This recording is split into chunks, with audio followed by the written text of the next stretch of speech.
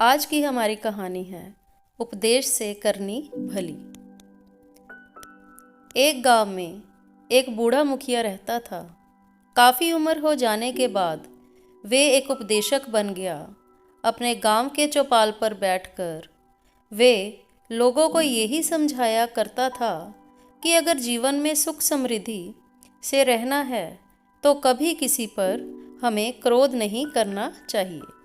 हमें हमेशा शांत रहना चाहिए, किसी पर भी क्रोध नहीं करना चाहिए। एक बार एक युवक उस गांव से गुजर रहा था। उनके कान में भी उस बूढ़े की बात पड़ी।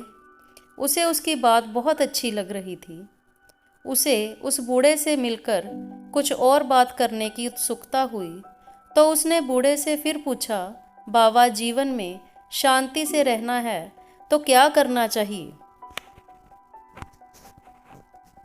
बूढ़े ने फिर वही बात दोहराई, यदि शांति से रहना चाहते हो तो कभी किसी पर क्रोध मत करना, चाहे तुम्हारे सामने जो भी परिस्थिति हो, क्योंकि क्रोध विवेक को खा जाता है और फिर इंसान सही गलत का भेद भूल जाता है। युवक ने पूछा, जी क्या कहा आपने? मैंने कहा कि तुम जीवन में कभी किसी पर क्रोध मत करना।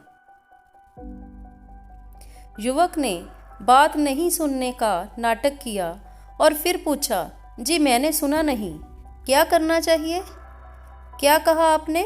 बूढ़े ने कहा, अरे भाई, किसी पर किसी भी परिस्थिति में क्रोध नहीं करना चाहिए, यही जीवन में सुखी रहने का मंत्र है। युवक ने फिर बात नहीं सुन पाने का नाटक किया और बोला, बाबा, मैं आपकी बात सुन नहीं पाया, क्या कहा था आपने? बाबा ने फिर कहा, कान खोलकर सुन लो, किसी भी परिस्थिति में कभी भी किसी पर क्रोध कदापि नहीं करना चाहिए।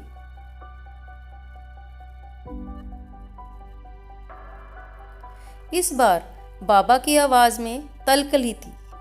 युवक ने एक बार फिर नहीं सुनने का नाटक करते हुए कहा, जी बाबा, मैं ठीक से सुन नहीं पाया, फिर से बोलिए। इस बार बूढ़ा चिल्लाया, अबे गधे, मैंने कितनी बार कहा है कि जीवन में सुखी रहना है तो किसी पर कभी भी क्रोध मत करना, पर तू सुनता ही नहीं, बहरा हो गया है क्या? युवक ने फिर बोला, जी बाबा, आपने ठीक कहा, मैंने सुना नहीं, एक बार फिर बोलिए, क्या कहा था आपने? अब बूढ़े का गुस्सा सातवें आसमान पर था।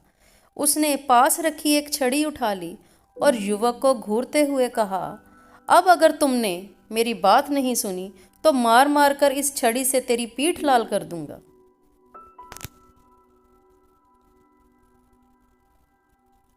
मैंने कहा कि किसी भी परिस्थिति में किसी पर भी क्रोध नहीं करना चाहिए।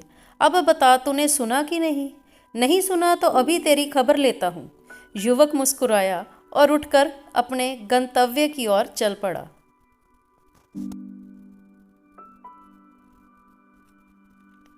अगर उस बूढ़े की तरह हमें भी उपदेश देने की आदत है तो सबसे पहले हमें स्वयं उस उपदेश के सिद्धांत पर चलकर अपनी प्रामाणिकता साबित करनी होगी, अन्यथा कोई भी हमारी बात को गंभीरता से नहीं लेगा।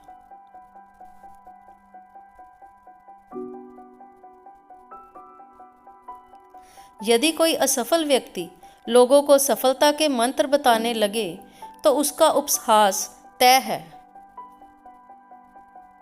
यदि कोई सिगरेट पीने वाला व्यक्ति धूम्रपान से होने वाली बीमारियों पर प्रवचन देने लगे तो उसके दोस्त मित्र ही उसकी हंसी उड़ाने का कोई भी अवसर नहीं छोड़ेंगे।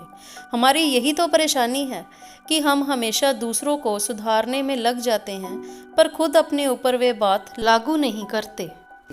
तो यदि आपको किसी को कुछ सिखाना है और उसको कुछ समझाना है तो उससे पहले आपको वो बात अपने ऊपर लागू करनी पड़ेगी, तभी हम उसको उपदेश दे सकते हैं। इसीलिए दर्शकों, इस कहानी का नाम है उपदेश से करनी भली।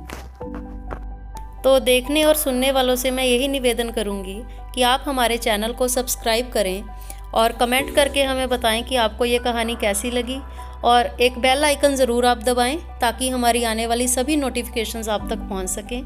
तो मिलते हैं आपसे अगली कहानी के साथ। धन्यवाद।